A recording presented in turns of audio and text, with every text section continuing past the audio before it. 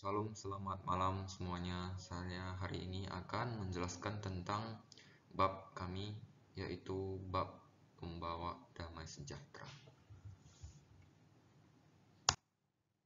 Jadi dalam bab 17 ini ada 4 bagian, yaitu yang pertama yang A, itu inisiator perdamaian, yang B adalah garam dan terang dunia, yang C adalah tugas mendamaikan, dan terakhir D untuk kesimpulan. A. Inisiator perdamaian. Proaktif sebagai pembawa damai sejahtera, artinya sebagai inisiator bagi hadirnya damai sejahtera dimanapun berada. Perintah Tuhan Yesus untuk Matius 28 ayat 19, yaitu pergilah dan jadikanlah semua bangsa muridku. Muridnya tidak diminta untuk menunggu siapa saja yang datang, tetapi pergi mencari siapa saja untuk dijadikan murid Kristus. Pola permuridan dan seperti ini membutuhkan sikap dan tindakan proaktif yang berinisiatif terlebih dahulu melakukan sebelum orang lain melakukannya. Dan pada Matius 5 ayat 16 juga dikatakan, hendaklah terangmu bercahaya di depan orang supaya melihat perbuatanmu yang baik dan memuliakan Bapa yang di surga. Kami juga bisa belajar dari Hudson Taylor, yaitu misionaris yang memenangkan suatu bangsa melalui doa. Hudson Taylor merupakan seorang misionaris yang mendedikasi dirinya untuk memenangkan bangsa Cina kepada Allah. Dengan membekal kemampuan dalam pengobatan, Hudson menjelajahi Cina dan memberitakan Injil di sana. Bahkan, agar dapat membaur dan diterima bangsa Cina, ia merelakan untuk merubah pengampilannya seperti orang Cina pada umumnya.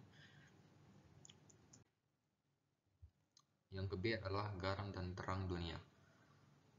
Ambillah sesendok garam dan segelas air minum. Namun setelah itu cicipilah air tersebut. Apa yang kamu rasakan? Cicipilah gula garam. Apakah yang kamu rasakan? Kemudian larutkan garam ke dalam air minum, aduk perlahan lalu cicipilah. Apa yang kamu rasakan? Perhatikan, garam itu seperti laut kristal yang menyatu dengan air. Apakah warnanya berubah? Tahukah kamu bahwa garam memiliki 14.000 fungsi baik secara kimiawi untuk kesehatan? Sejak zaman purba, garam telah menjadi alat tukar emas.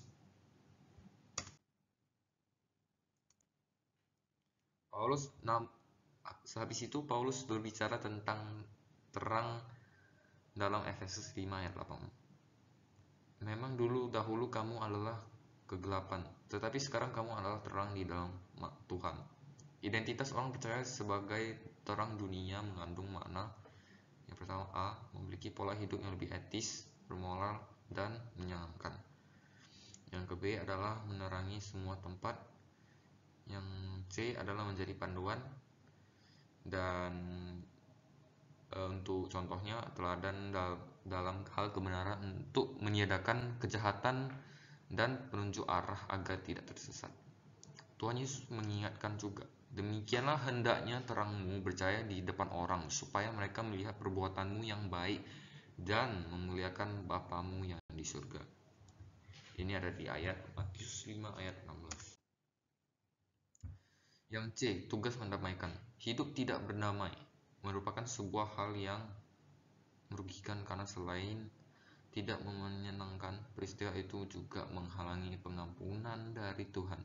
Sebab itu janganlah menyimpan rasa sakit hati, tetapi ampunilah sesama. Salah satu contoh dari orang yang berdamai itu Musa.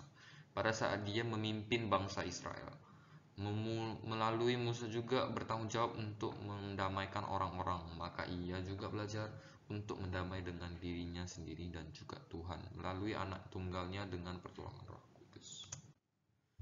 Dan yang terakhir adalah kesimpulan. Jadi kesimpulan bab ini, yaitu bab 17, adalah faktor yang esensial untuk mendapatkan damai sesama, dan sikap perdamaian itu sangat berharga di dalam pola permulitan yang diperintahkan oleh Tuhan.